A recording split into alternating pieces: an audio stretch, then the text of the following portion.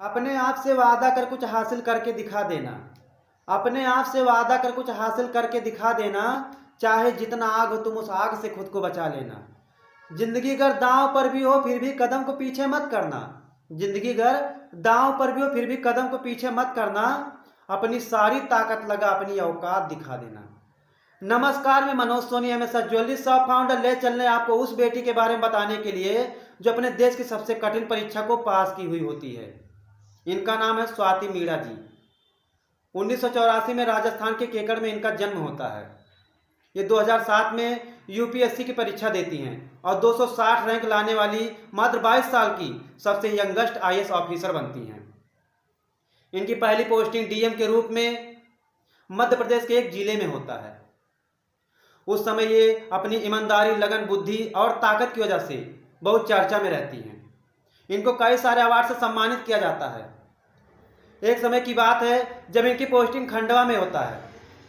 खंडवा में एक नेता बहुत ही तेज तर्रार वाले इनके ऑफिस में जबरदस्ती घुस आते हैं।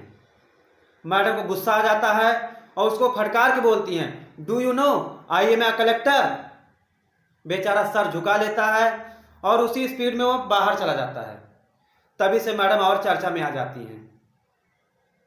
एक छोटी सी बच्ची जन्म ली, बड़ी हुई, उसके बाद देश की सबसे कठिन परीक्षा को पास की। 2007 में 22 साल की उम्र की सबसे कम एज की आईएएस ऑफिसर बनने वाली औरत होती हैं। धीरे धीरे इनका नाम बहुत ज़्यादा फेमस हो जाता है। हमेशा जिद्दी इंसान ही इतिहास रचता है। यदि आदमी के अंदर जज्बा और जुनून है तो वो कर सकता है जो कोई सोच भी नहीं सकता है। 1998 की बात है। सचिन सर हर टीम से लड़ते हुए शतक पर शतक लगाते हुए आगे बढ़ते हैं। उसी समय जिम्बाब्वे टीम का एक बॉलर जिसका नाम हेनरी ओलंगा है, खराब फॉर्म से जूझ रहा होता है। खराब फॉर्म से पहले वो बहुत बेहतरीन बॉलर रहता है। हर जगह विकेट पे विकेट लिए रहता है। उसका एक बुरा वक्त आता है जब उसका फॉर्म खराब हो जाता है। सिलेक्टर उसे रिजेक्ट कर देते हैं, उसको बाहर का रास्ता दिखा देते हैं।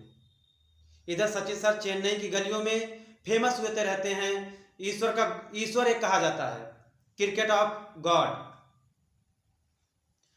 धीरे धीरे सचिन सर का नाम बढ़ता जाता है और वो अपना प्रैक्टिस करते करते अपना फॉर्म वापस लाने के प्रयत्न करता है। एक समय ऐसा आता है जब इंडिया वीएस जिम्बाब्वे मैच होने वाला होता है। सिलेक्टर के दिमाग में क्या आता है, कुछ सोच विचार के उस प्लेयर को अंदर कर लेते हैं। धीरे धीरे हेनरी ओलंगा और सचिन सर आमने सामने होते हैं।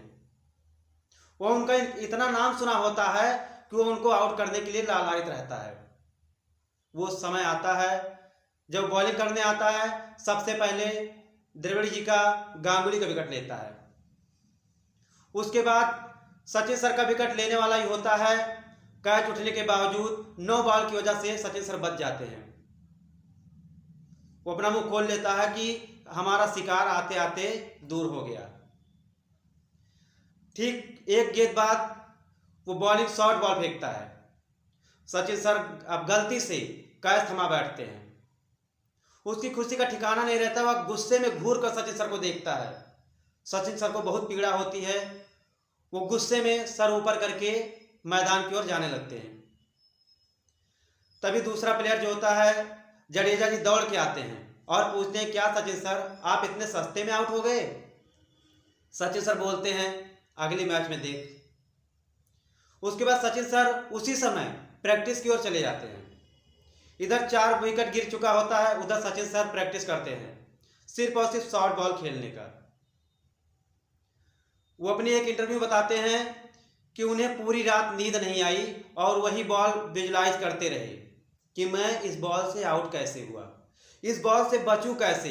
इसी का तरीका ढूंढते रहे, प्रैक्टिस पे प्रैक्टिस करते रहे। ठीक 36 आवर बाद, 36 घंटे बाद वो क्षण आया जब दोबारा एक मैच आया। जिम्बाब्वे और इंडिया दोबारा भिड़ंत में आए। जिम्बाब्वे ने एक रणनीति बनाई थी कि सचिन सर को टिकने नहीं देना है, इनको जल्द से जल्द आउट करके भेजना है। इधर जो प्लेयर था, जो बॉलर था, वो भी एक रणनीति के तहत शॉर्ट पर शॉर्ट बॉल फेंकता जा रहा था, लेकिन सचिन सर को आउट नहीं कर पाया। सचिन सर हर उसके शॉर्ट बॉल पे कभी 6 कभी 4 मारते रहे। वो एकदम परेशान हो गया। अब उसको अपनी गलती का पश्चाताप हो रहा था कि हमने कौन सी बड़ी गलती कर दी है। धीरे धीरे उसकी टीम भी परेशान थी कि एक भूखे शेर को जगा दिया था, अच्छा खासा धीरे धीरे खेल रहा था, उसको इतना गुस्सा दिला दिया, कितना प्रैक्टिस कर ले कि शॉर्ट बॉल छोड़ो किसी बॉल पे आउट नहीं हो रहा है। जिम्बाब्वे सहित हर टीमें उनसे परेशान रहने लगी। ये होती है प्रैक्टिस की ताकत। आप लोग भी यदि कुछ करना चाह रहे हो, हालांकि ये मैच इंडिया जीत चुकी थी और उसे अपनी गलती का एहसास भी हो गया था। आप लोग भी यदि किसी चीज को सीखना चाह रहे हो, कुछ करना चाह रहे हो, किसी बड़े मुकाम को हासिल करना चाह रहे हो, तो धीरे धीरे प्रैक्टिस कीजिए, लगातार सीखते रहिए।